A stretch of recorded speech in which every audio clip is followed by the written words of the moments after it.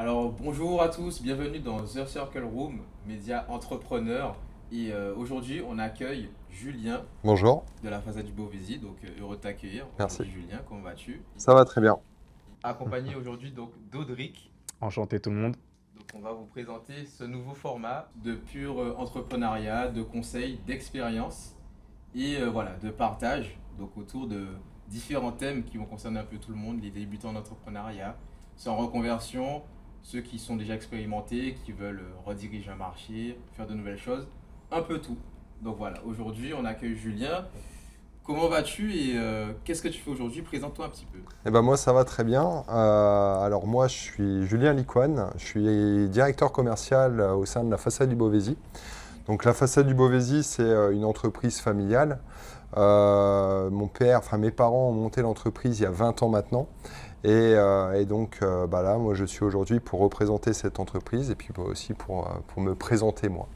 Voilà, donc moi j'ai 35 ans, j'ai deux enfants, une femme, et puis ça se passe très très bien. C'est aujourd'hui le centre de ma vie et c'est voilà ce qu'il y a de plus important.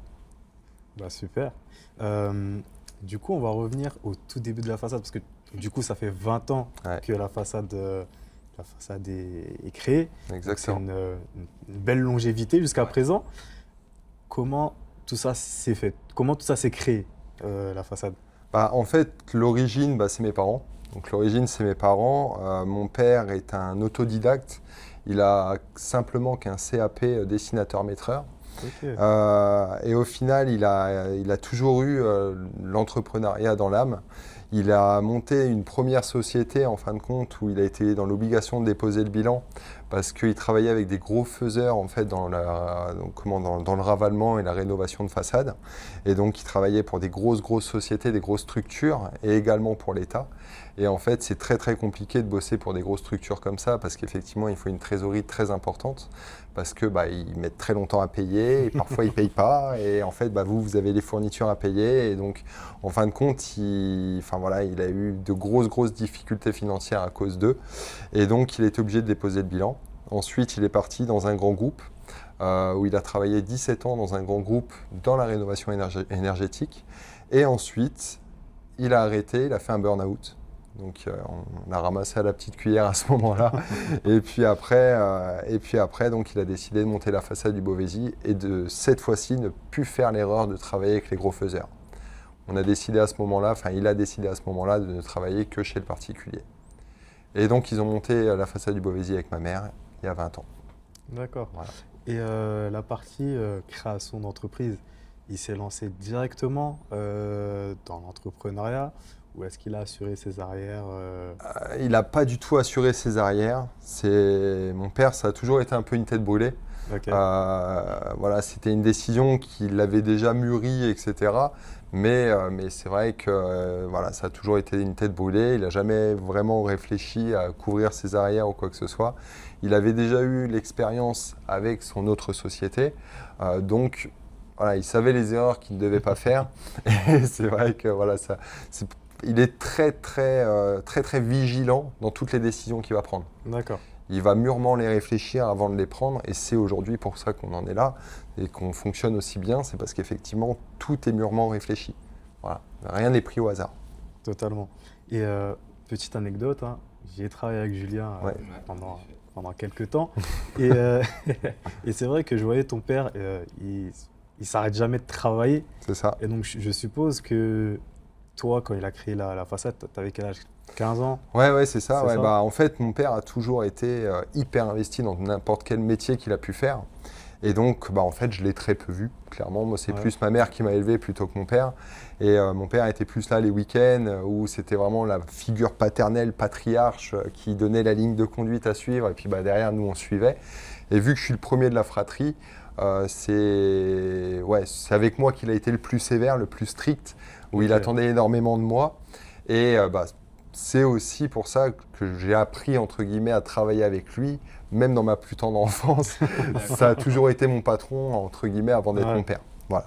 Mais ça, c'est vrai que c'est une philosophie qu'on a, nous, dans la famille, et on a l'habitude, quoi. Ouais, bien sûr. D'accord. Surtout en sachant que ton père, parce que le nombre de fois que j'ai discuté avec lui, il est parti de rien au Ouais, final. c'est ça. Donc, Il lui est arrivé énormément de galères dans sa vie. C'est vrai que c'est des choses que, voilà, moi, j'aurais pas voulu être à sa place pour vivre ce genre de choses-là. Quand il a déposé justement sa première société, il a tout perdu. Il a vraiment, vraiment tout perdu. Il avait tout misé dedans et il s'était pas couvert. Il avait rien. Voilà.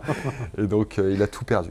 Donc finalement, est-ce que c'est pas ça, donc à ce niveau-là, parfois l'échec qui donc fait prendre conscience et fait prendre un autre stade. Et donc pour revenir justement au point que tu disais, donc bon, tu ne l'as pas beaucoup vu, il était vraiment beaucoup au travail. Ouais, c'est ça. Donc toi, à quel moment s'est passée cette transition où, même si tu ne le voyais pas beaucoup, lui, il a commencé à te transmettre, lui, sa partie un peu entrepreneuriale, comment en fait s'est construite cette relation père-fils au final autour du business et qui a amené à ce que c'est aujourd'hui? Alors, moi, c'est vrai qu'en fait, j'ai toujours eu cette fibre du travail. Ouais. C'est-à-dire qu'en gros, depuis mon plus jeune âge, on a rénové 2 maisons avec mon père. Donc, même quand j'étais petit, je lui donnais un coup de main à rénover la baraque et tout. Donc, c'est vrai que ça a été, rien que dans ça, en fait, ça a été une philosophie où je rentrais dans le boulot, où, voilà, le week-end, si je voulais sortir avec mes potes, il fallait que je lui donne un coup de main. Et en fait, à la fin, j'étais tellement fatigué que je sortais même pas avec mes potes. Donc voilà. Et après, c'est vrai que vraiment à la façade du Beauvaisis, moi j'ai commencé à bosser à la façade du Beauvaisis pendant les vacances, où je faisais de la distribution de flyers dans les boîtes aux lettres pendant mes vacances pour avoir un petit pécule pour pouvoir partir un peu, sortir, etc. Voilà, depuis l'âge de 16 ans. Donc, ouais, en fait, ton entrée dans la façade du Beauvaisis s'est fait vraiment petit à petit, de tes 16 ans. C'est ça, parce de façon progressive. Parce qu'aujourd'hui, tu es responsable commercial. C'est ça. Et ça a été quoi, du coup, ton parcours de la distribution de tes flyers jusqu'à devenir responsable commercial? Ça a été que j'ai suivi une formation chantier pendant pratiquement un bon 6 mois, presque 1 an, où j'ai été voir les différentes équipes, où j'ai mis la main à la pâte, comme on peut dire. Et ça m'a permis de devenir très technique. Ouais. Ensuite, j'ai suivi beaucoup mon père aussi, qui lui est une encyclopédie sur pattes. Et donc c'est vrai que rien qu'à l'écouter, on apprend énormément. Et en fin de compte, après, j'ai gravi progressivement les échelons parce que moi, je travaillais aussi. Au début, on était 3 commerciaux, il y avait mon cousin et puis un alternant qui s'appelle Fabien. Et donc, on se mettait un peu la compète tous les 3 pour celui qui fera le plus de chiffre d'affaires. Voilà. Donc, c'était un bon délire, c'était vraiment très, très sympa. Et donc, au final, j'étais toujours au-dessus des autres parce que l'investissement n'était pas le même non plus. Je m'investissais beaucoup plus. Et donc, au fur et à mesure du temps, j'ai passé le million de chiffre d'affaires en rénovation énergétique chez le particulier, ce qui est quand même pas mal chez le particulier, quand on sait que le panier moyen est à 20-25 000 euros. Ouais. Voilà, c'est pas mal de signatures. Voilà, donc c'est pas mal de signatures, pas mal de chantiers. Et donc en fait, tout ça, ça a développé obligatoirement la société, ça l'a fait mûrir, ça l'a fait grandir. Et donc à ce moment-là, en fin de compte, j'ai pris plus de responsabilités que les autres. Et donc de ce fait-là, en fait, je suis passé responsable commercial en 2018. Et après, donc là maintenant, je suis directeur commercial. C'est totalement différent, c'est-à-dire que j'ai toujours les commerciaux à ma charge, mais j'ai aussi toute la partie process organisationnel de l'entreprise qui prend énormément de temps. Voilà comment j'en suis arrivé. D'accord, donc finalement, le facteur compétition est quand même toujours important à prendre en compte. Et donc, comme tu l'as dit, prendre plus de responsabilités. Donc, ce sera le mot qu'on retiendra en tout cas de ces premières réponses. C'est la responsabilité et un peu de compétitivité, ça ne fait jamais de mal. Donc en tout cas, voilà, il faut se mettre au travail et en vouloir. Il faut en vouloir, on est bien d'accord, c'est clair. Et on va revenir aussi sur la façade, parce que c'est important pour que futurs clients comprennent aussi le fonctionnement de la façade. Ouais. C'est vrai que les technico-commerciales ne sont pas juste des commerciaux à part entière, c'est aussi des techniciens. Il y a le côté technique, parce qu'il y a une formation chantier aussi. En tant que technico-commercial que j'ai connu. Bien sûr. Comment ça se passe, la formation, puis la suite, le déroulé pour le technico-commercial pour qu'il devienne vraiment Alors chez nous, en fin de compte, c'est vrai qu'on a vraiment cette structure familiale où le client chez nous, quand il va signer avec nous pour réaliser ses travaux, il va obligatoirement rentrer dans un processus où on va le suivre du début jusqu'à la fin. Et donc là, le truc, c'est que en gros, les gens signent avec nous. Le commercial avec qui il aura signé ne va pas lâcher l'affaire, lâcher le dossier et passer le dossier à quelqu'un d'autre, un conduit de chantier ou autre. Il va conserver ce dossier-là. Et ça, jusqu'à la fin du chantier, jusqu'à la réception du chantier. Donc en gros, tout le développement administratif qu'il y a préalablement au chantier sera réalisé avec la même personne, en collaboration avec ma mère, donc au secrétariat comptabilité. Et après, donc la partie chantier, ça sera plus en collaboration avec mon père qui s'occupera de la partie commande, la partie logistique en fait du chantier, et avec le chef d'équipe et son équipe bien sûr, mais toujours pareil avec un élément important et un seul interlocuteur qui est le commercial, enfin le technico-commercial. Voilà. Et ça, c'est vrai que les commerciaux chez nous, ils débutent obligatoirement par le chantier et après.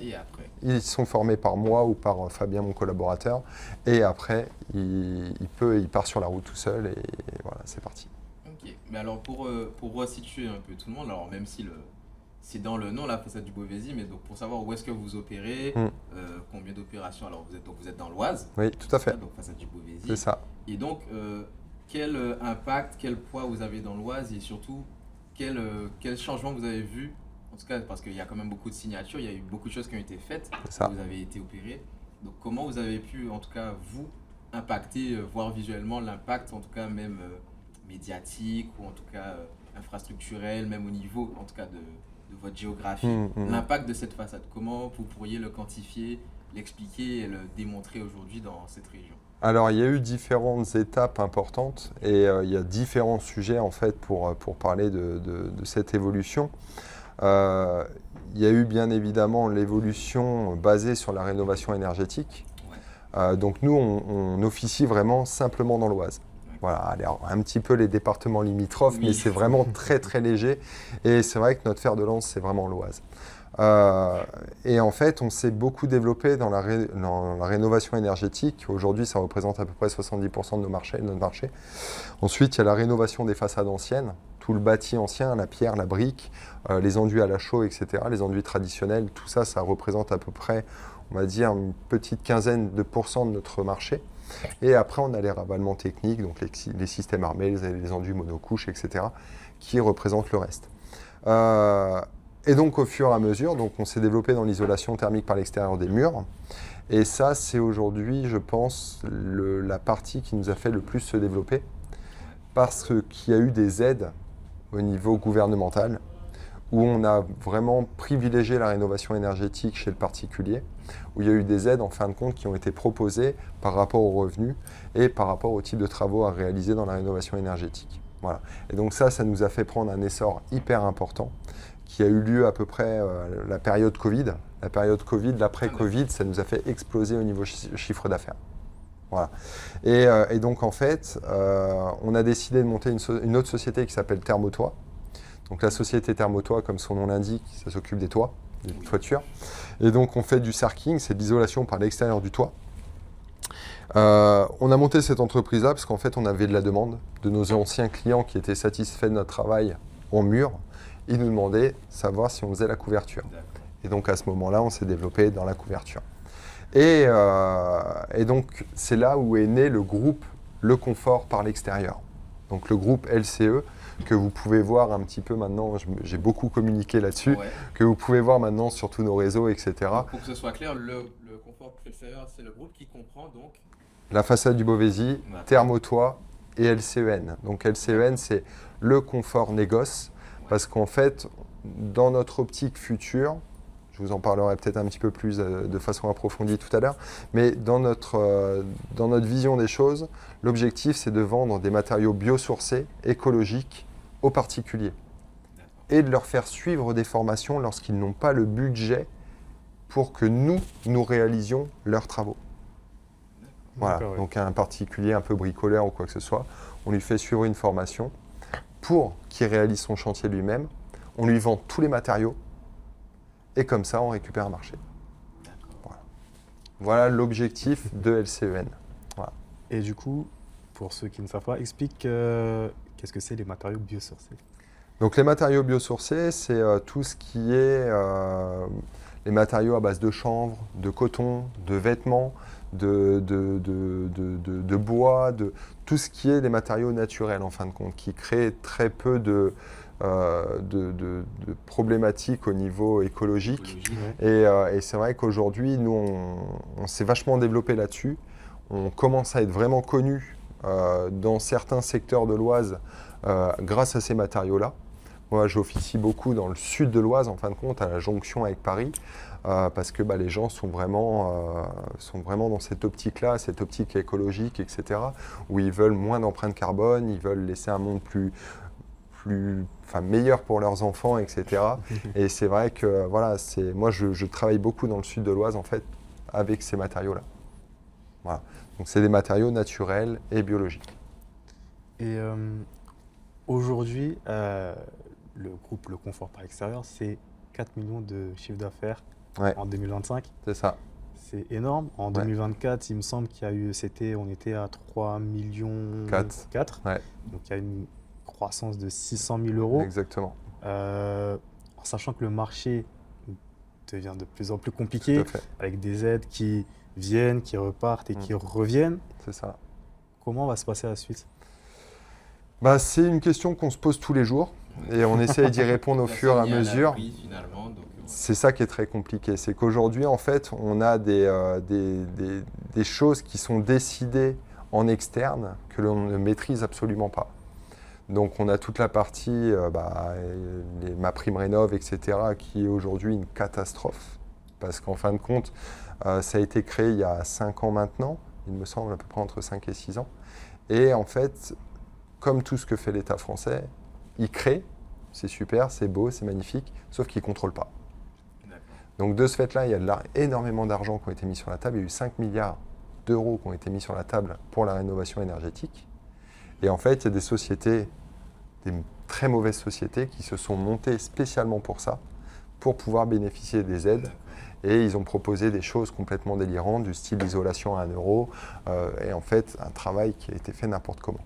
Et en fait, à cause de ça, il y a eu MaPrimeRénov', en fin de compte, qui a été revue à de multiples reprises.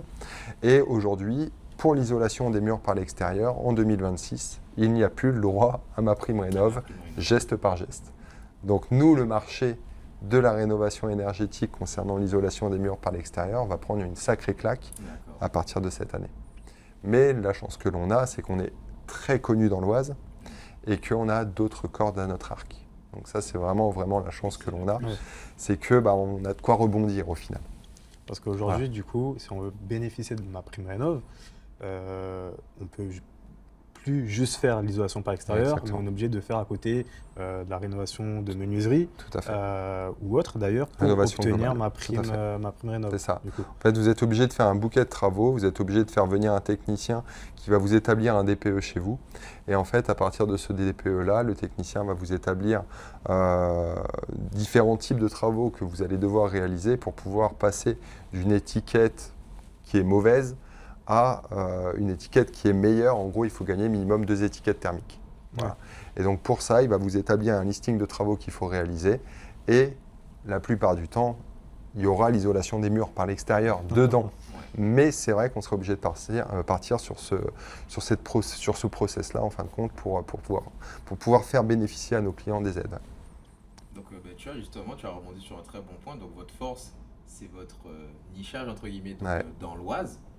Et donc, alors c'est vrai que, comme tu l'as dit, ton père a créé la façade du Beauvaisis, vous avez repris. Mais du coup, qu'est-ce qui vous pensez, a fait votre différence dans le secteur de l'Oise, dans le niveau humain, dans le niveau closing de clients Comment ça s'est passé, ce process de vraiment s'installer localement? On a beaucoup misé sur l'accompagnement client. C'est-à-dire qu'aujourd'hui, un client qui fait les travaux avec nous, on s'en occupe de A à Z. Voilà. Est-ce que tu peux détailler, on va dire, un peu? Donc au niveau du process, en gros, moi j'ai même monté, là en tant que directeur commercial, j'ai même monté un process pour les nouveaux commerciaux qui rentrent chez nous, où en fait, chacun a sa mission, pour que le client soit accompagné à 100%. C'est-à-dire qu'en gros, le client, donc, on vient chez lui, on fait l'étude de sa maison, on prend toutes les mesures, etc. Sous à peu près 2 semaines, on établit le devis. On se redéplace chez lui pour lui apporter le devis. D'accord ? On lui explique tout, voilà, les différentes étapes, on lui calcule ses aides, etc. Après, ensuite, on le laisse tranquille, on le laisse réfléchir un petit peu. Et à ce moment-là, il nous recontacte. Okay, nous, on n'est pas, on n'est pas des commerciales forceurs qui viennent chez les gens et qui ne lâchent pas jusqu'à temps d'avoir signé le devis. Non, on n'est pas du tout dans cette optique-là. On préfère vraiment privilégier le côté humain et privilégier le côté technique. Et c'est aujourd'hui, je pense, qui fait en grande partie notre force. Et donc après, dès que les gens signent avec nous, on a à peu près 8 mois de planning devant nous quand même. Donc il faut qu'ils attendent avant qu'on vienne réaliser les travaux. Mais c'est aussi, je pense, une question de... on a du boulot, donc ça rassure vachement les gens, quoi. Donc, c'est pas justement le milieu le plus simple pour closer, même en termes de discussion, il y a beaucoup de délais. C'est vrai clair. que c'est tout un art. Tout à fait. Donc tout à fait. Donc c'est le conseil qu'on va retenir. Donc c'est, comme tu dis, vous n'êtes pas dans le forcing. Donc ça veut dire que derrière, l'offre est vraiment intéressante. Exactement. Il y a un vrai accompagnement qui est fait. Donc tout c'est à fait. ce qu'il faut retenir.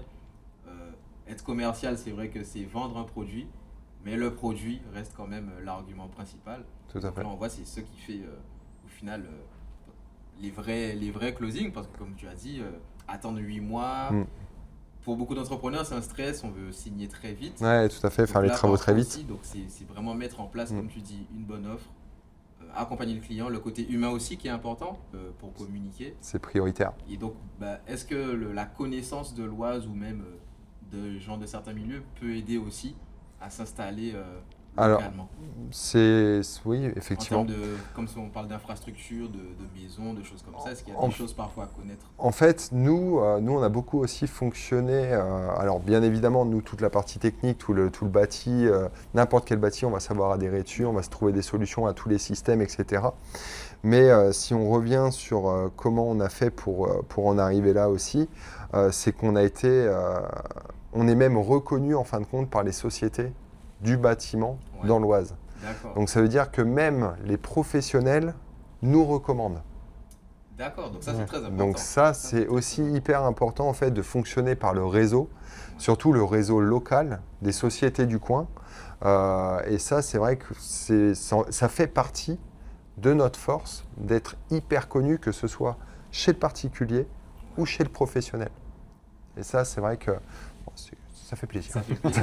Ça fait plaisir. Ça fait presque un peu comme un système presque de coprospection, dans le sens où le rayonnement apporte aussi tout à fait. C'est un maillage.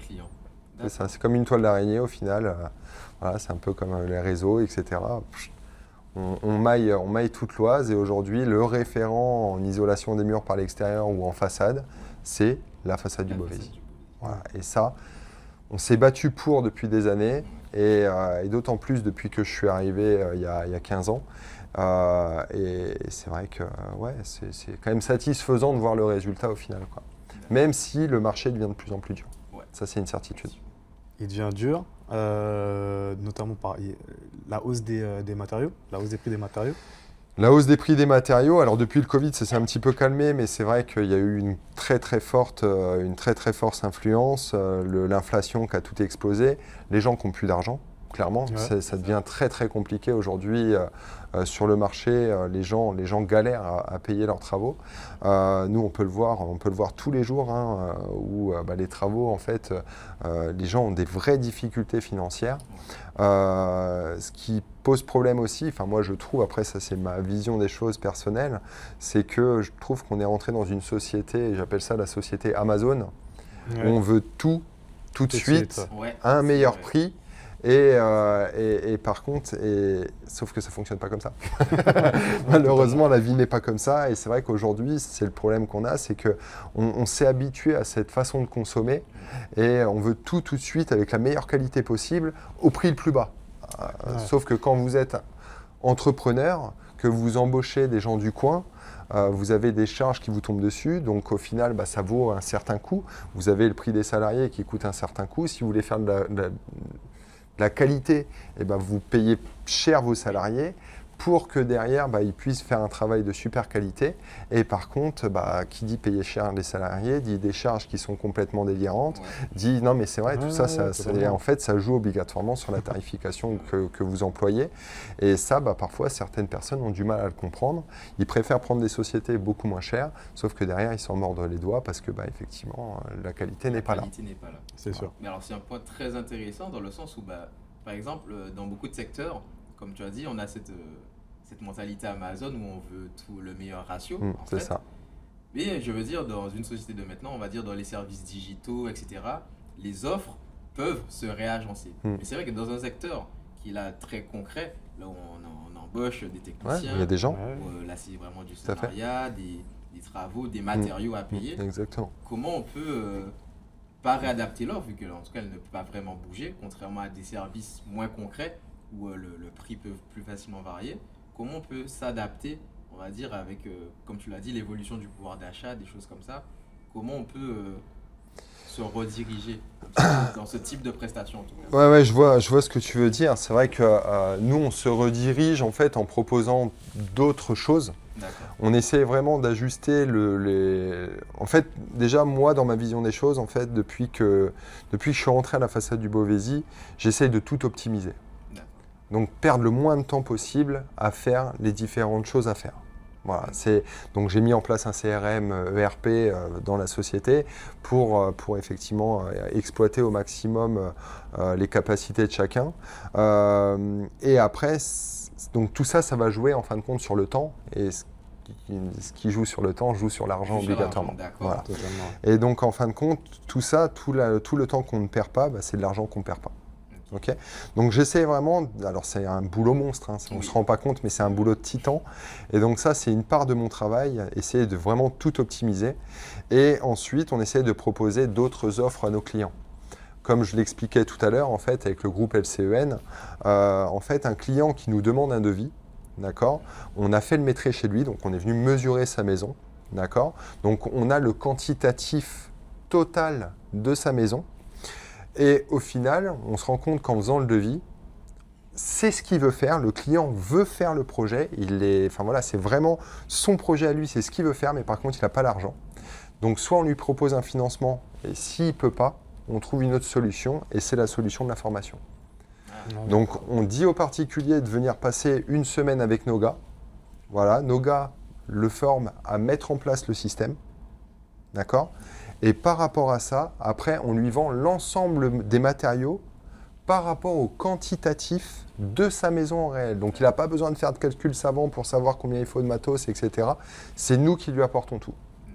Avec des matériaux de qualité professionnelle, ce qu'il pourrait ne pas trouver chez Bricoman ou Casto, des trucs comme ça. Nous, on lui apporte. Et s'il a besoin, surtout, ce qui va être important, c'est pour l'isolation des murs par l'extérieur, ce qui est compliqué à réaliser, c'est l'enduit de finition. Parce qu'il faut un vrai savoir-faire. Et on a même la possibilité de se déplacer à une ou deux équipes chez lui pour appliquer l'enduit de finition, qui est la partie la plus compliquée à réaliser dans l'isolation des murs par l'extérieur. Comme ça, il est sûr de ne pas se louper. Ouais. Voilà. Et donc ça, c'est une offre que l'on apporte, qu'on est en train de développer pour apporter aux particuliers, les particuliers qui sont un petit peu bricoleurs, qui n'ont pas beaucoup de sous malheureusement, et pour qu'ils puissent quand même faire leur isolation par l'extérieur. Ouais, totalement. Voilà. Donc, point à retenir alors, c'est en fait savoir réadapter son offre à un marché qui change. Totalement. Et ça, je pense que c'est l'une des qualités qui pourra manquer à beaucoup d'entrepreneurs. Exactement. À ceux qui veulent se lancer et qui vont nous regarder. C'est savoir se réadapter. C'est facile de regarder le train qui passe. Le problème, c'est que il faut apprendre à monter dedans. C'est ça. Et le problème, c'est qu'on peut toujours pleurer à dire le marché il change, on n'a pas de boulot, on a ci, on a ça. C'est nous les acteurs. C'est nous les acteurs de notre propre vie. Et donc, c'est à nous de prendre en main les choses pour pouvoir réaliser ce qu'il y a à réaliser. Et c'est vrai qu'aujourd'hui, je pense que mon père, ma mère m'ont appris ça. Et je ne dis pas qu'on est les meilleurs, je ne dis pas qu'on est les plus beaux, on a énormément de défauts comme n'importe quelle entreprise, mais en tout cas, on se bat pour remédier à ces défauts-là et pour vraiment répondre à 100% en fait, à nos clients, quoi. C'est ça notre cheval de bataille, c'est la satisfaction client. C'est ça le plus important. C'est vrai que c'est assez ingénieux justement pour le coup le coût de la formation et des matériaux, vu que c'est vrai que si vous avez l'infrastructure, donc pour réduire le coût, il faut travailler soi-même. Donc C'est ça. c'est très très intéressant. C'est ça. Et donc justement pour se former, est-ce que ça passe par des organismes? Est-ce qu'il vous faut une certification? Est-ce que c'est Là, des c'est salariés de la formation interne. Nous, nos salariés, ils sont formés, effectivement, par des organismes de formation. Mon père a été, en fait, il a été la pierre angulaire de la formation sur l'isolation des murs par l'extérieur dans l'Oise. Donc, parce qu'en fait, il est président des Hauts-de-France, président des formations des CFA des Hauts-de-France. Et donc, en gros, il a monté une formation de 6 mois pour l'isolation thermique par l'extérieur et qui aujourd'hui est dans toutes les Hauts-de-France. Voilà. Donc, nous, c'est vraiment notre, comment dire, la possibilité qu'on a d'embaucher en fait des petits apprentis et c'est ce qui nous apporte de la main-d'œuvre. Aujourd'hui, c'est tellement compliqué d'embaucher et de trouver des gens qui soient formés qu'il vaut mieux qu'on les forme nous-mêmes à l'aide des CFA. Avec l'aide des CFA, pardon, et de Constructis, donc, qui est l'organisme de formation. Constructis, ouais, tout à fait. Et donc, si certains voudraient eux s'inscrire dans l'Oise, pour ceux qui sont dans l'Oise, à quel niveau ils vont Il va directement sur le CFA d'Agnetz sur Internet. Agnetz, donc à côté de Clermont de l'Oise. En fait, il se renseigne directement, il tape sur le site du CFA d'Agnetz, et à ce moment-là, il va trouver la formation ITE et qu'il y aille. Et nous, on se fera un plaisir de le prendre en stage. Ouais, avec plaisir. Le message, on vous mettra ce qu'il faut, on vous met les liens. Donc voilà, en tout cas, sentez-vous libre pour ceux qui sont dans l'Oise d'aller jeter un coup d'œil. Exactement. Et aurais-tu un petit mot de fin? Alors, le petit mot de fin, c'est... je pense qu'il faut avoir la tête froide. Que ce soit... aujourd'hui, les entreprises comme nous, les entreprises locales, les entreprises familiales, vous pouvez leur faire confiance sur la grande majeure partie. Si vous êtes client, vous pouvez faire confiance à ce type d'entreprise-là. Faites attention parce qu'aujourd'hui, il y a des opportunistes qui sont arrivés sur le marché, surtout dans la rénovation énergétique, et qui sont là simplement pour gagner du pognon, et ils s'en fichent totalement des clients. Ouais. Renseignez-vous, faites plusieurs devis. Et faites confiance aux autres. Est-ce que tu aurais une checklist du coup à fournir à quoi faire attention pour bien sûr, carrément.